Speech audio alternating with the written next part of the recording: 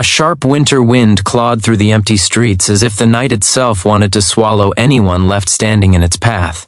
Snow blew sideways, stinging exposed skin like needles, and the only sound breaking through the storm was the soft, trembling sob of a little girl clutching her mother's coat.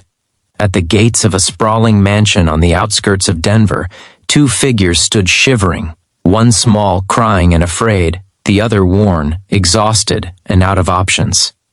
They had been pushed out into the storm with nowhere to go, and as headlights cut through the swirling snow and the iron gates slowly opened, the last thing they expected was for the city's most elusive CEO to step out, kneel beside them, and say in a steady, gentle voice, "Both of you, come home with me.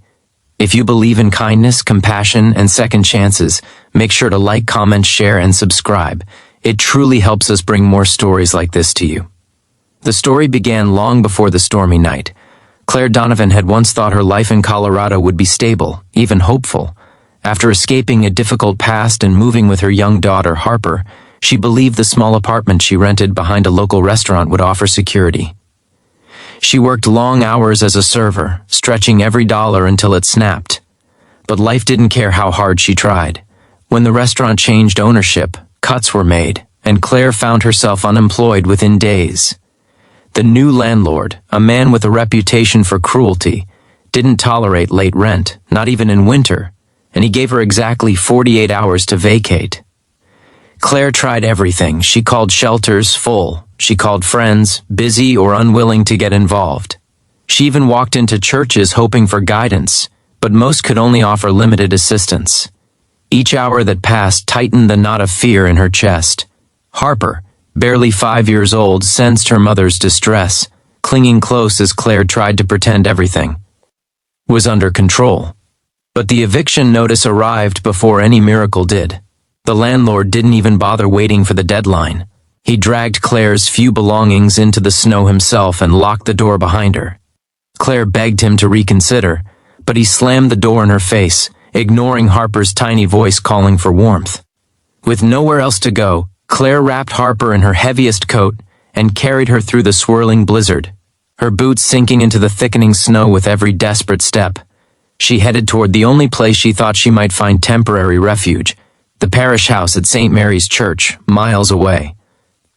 But the storm worsened faster than she could walk, and her strength thinned with each passing minute.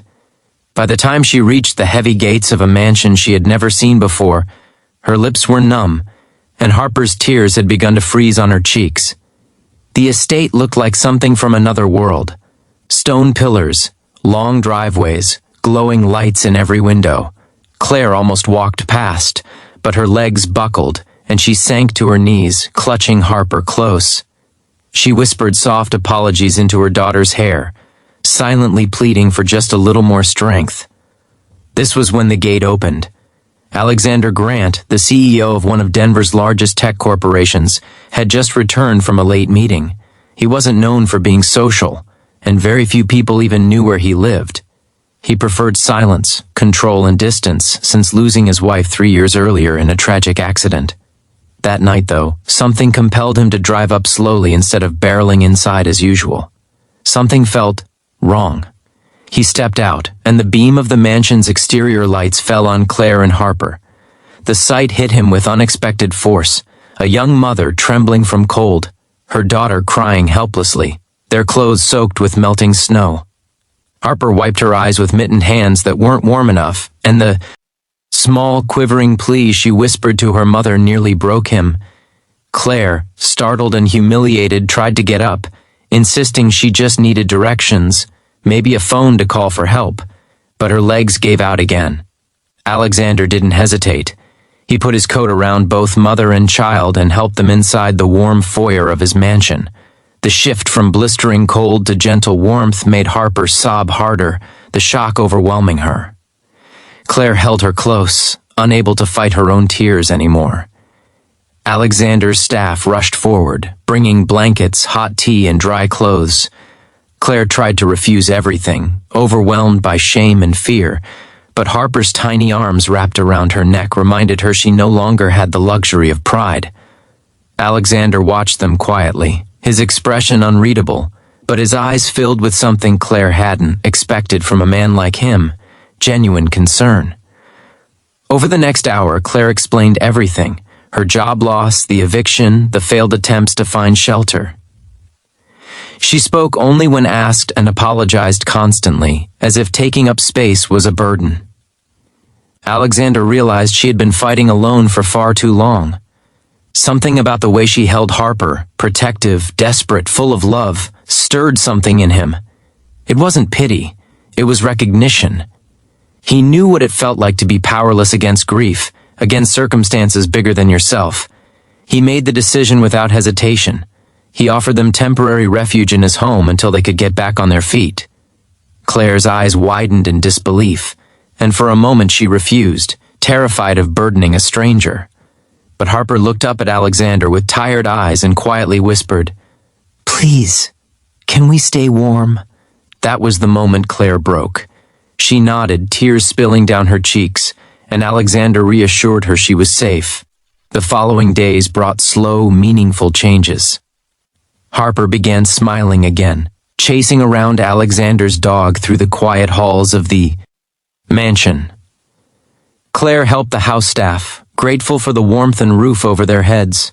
Alexander, normally withdrawn, found himself lingering in the kitchen, watching Harper draw pictures or listening to Claire hum gently as she folded fresh laundry. A softness began growing inside him, something he hadn't felt since before tragedy took his wife. He didn't force it, he simply allowed it to exist. He also used his resources quietly to help Claire. Without her knowing, he contacted friends who handled employment in the city, arranging interviews for her. When she found out, she confronted him with tears in her eyes, not of anger but of disbelief that someone actually cared. Alexander simply told her that kindness cost him nothing but meant everything to those fighting alone. Harper soon referred to him as Mr. Alex, following him around like a little shadow. One evening, while drawing with crayons, she handed him a picture. It showed 3 figures holding hands in front of a big house. She pointed at it proudly and said, "This is us. We're all safe now." The simple innocence of her words hit Alexander harder than he expected. Weeks passed, and Claire secured a stable job. But every time she talked about leaving the mansion to find her own place, Harper would cling to Alexander's leg and cry. And Claire, though she tried to stay detached, found her heart aching too. Alexander, feeling something he hadn't allowed himself to feel in years, finally told them both they didn't have to leave. He wanted them to stay. Not out of obligation, not out of sympathy, but because their presence had brought warmth back into a home that had grown cold and silent since the loss of his wife. Claire had given him hope without even realizing it. Harper had given him laughter, and he wanted to give them the same safety they had once been denied. They accepted, slowly, then completely. If this story moved you or reminded you that kindness still matters, please like, share, and subscribe. Your support keeps these heartfelt stories alive. Before we close this story, comment below. Do you believe one act of compassion can change an entire life? In the quiet glow of the mansion's lights, as snow drifted peacefully outside, Claire watched Harper fall asleep on Alexander's shoulder, trusting, safe, finally home. And Claire realized something profound. Sometimes God sends help in the most unexpected ways, through the most unexpected people. Not because we deserve it, but because love still finds us, even in the coldest storms. And for the first time in a long time, she whispered a prayer of gratitude. They were no longer alone. They were home.